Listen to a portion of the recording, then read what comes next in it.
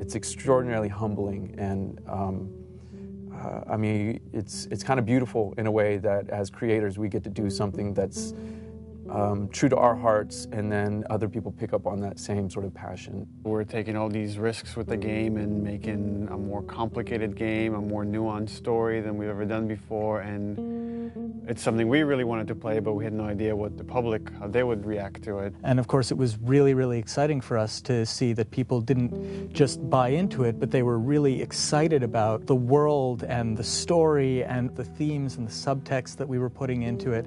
Really, people just got the game 100%. You know, as an artist, as a creator, you want people to love your work. You want to cause some emotional reactions. So it just kind of leads us and encourages us to keep going in the directions that inspire us.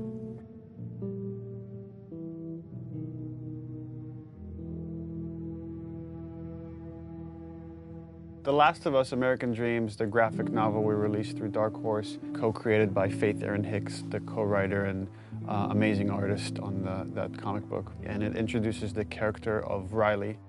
And in it, we get to see kind of Ellie coming out of her shell, and she starts taking on these attributes from Riley, but it's the first day they meet.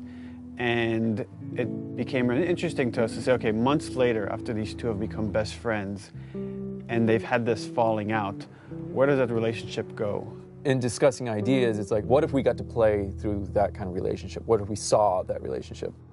And it gives us an opportunity to test out various mechanics and storytelling ideas that maybe we couldn't test on the scale of the full game, but doing it in a smaller time frame allows us to try out these ideas and say, okay, that's interesting. How did that work? The comic book was kind of a great way to see a little bit of what Ellie and Riley's relationship was. So when we set out to design the world, we already had a point of reference that there had already been some great work done just in terms of some of the visuals and some of the language between Riley and Ellie.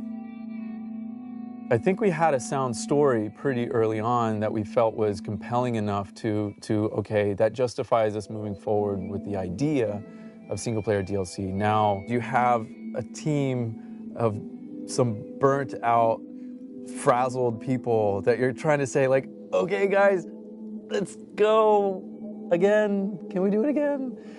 And that's a lot. That's a lot to ask of anybody after 3.5 years of grind. We kind of right away knew we wanted to focus on Ellie. We wanted to tell a little bit more about who she was before all this. We also felt like some people were wondering what happened in that time span between when Joel gets really injured and then you play as Ellie. And I felt like I wanted to meet Riley. Like I want to know her. I read a little bit from like the comics, and you kind of had this image in your head in the character, but you kind of really don't meet them until you start to see them. And once you get the actor in there, once you get these people, they really start to come out. All this time I thought you were dead. Yeah. It was interesting sort of this time around to be with someone new. When Yanni came in during casting, I was like, that's totally who I saw in the comic book. That's totally her. That's totally who I heard. You need to cast her. I was a bit intimidated to kind of come on to something that's so big. It's different, Ashley started with it, and you're, coming in, I guess, as a sophomore, you know what I mean? Like, you feel like, oh gosh, am I gonna fit in? And then, will I really be able to live up to the standard that's so high? With The Last of Us, we got to see the events that led to who Joel is during the game. We never get to see that with Ellie. With Ellie, we're picking her up at the outset of the journey. What this DLC really allowed us to do is focus on Ellie's life prior to that journey, and we get to see, she's just a kid ultimately.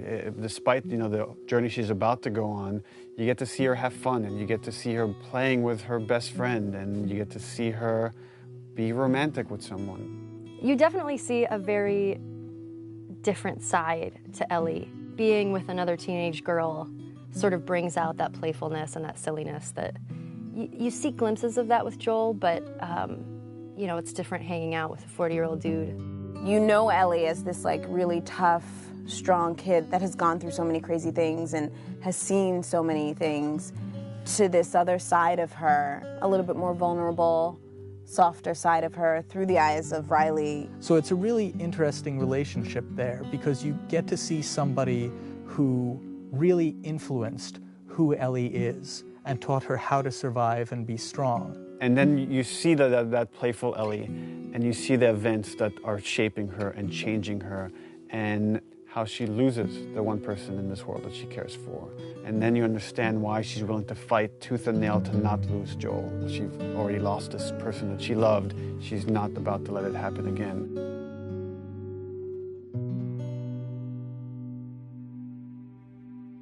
There was a lot of gameplay where we kind of challenge ourselves to say, okay, how do we add tension? How do we add core mechanics to two teenage girls that have snuck out of this military dorm and are being playful at a mall. There are large portions where there is no combat, where we're really focusing on the narrative connection between you and an allied character. What's really important to us is how we parallel the player's emotional experience in the characters and vice versa. We want you to always be feeling the way that the characters are feeling. The fuck are you looking at? We look at contrast a lot whenever we're trying to create pacing of things. And you can't have your lights without your darks, your highs without your lows. So while we're looking at the Ellie storyline, we also want to contrast that with what's happening in the desperation of Joel. So the combat is kind of an extension of the obstacles, the barriers inside of her way that she needs to overcome. Something new we wanted to do with the combat this time was we introduced David's people, sort of the cannibals in the university. By pulling David's crew into the mall, we also thought it would be intriguing to create some new technology where we had the infected fight the humans. We developed a number of setups, combat setups, during the DLC where the player has the opportunity to pit those two sides against each other. And for us, this was really interesting because this allows you to use one faction as a weapon against the other. Now you're able to use these distractions almost as bait or as lures. So that creates this whole new way to think about a combat space and to think about ways that you move around. But it still drives home that idea that it's a desperate world and you're trying to survive in it. The main themes that we're playing with, I think, are love and loss and, on some level, devotion. What lengths do you go to protect the ones that you care about? If you never know if you're going to die tomorrow, in the next hour, in the next few minutes, every moment spent with those you love is a moment to cherish. The relationship between Ellie and Joel, it dealt with survival, it dealt with loyalty, and ultimately it dealt with love. The love of a parent to a child or a child to a parent. The DLC is not that different. In this world, all you really have are your relationships and your friends. I mean, that becomes everything. And I think that's sort of reiterated in the DLC. One of the great things about Last of Us was how much people related to Ellie and enjoyed Ellie and saw her as this strong character. And here we'll get to see how her time with Riley has become that and something that propelled her to be able to go on this journey with Joel.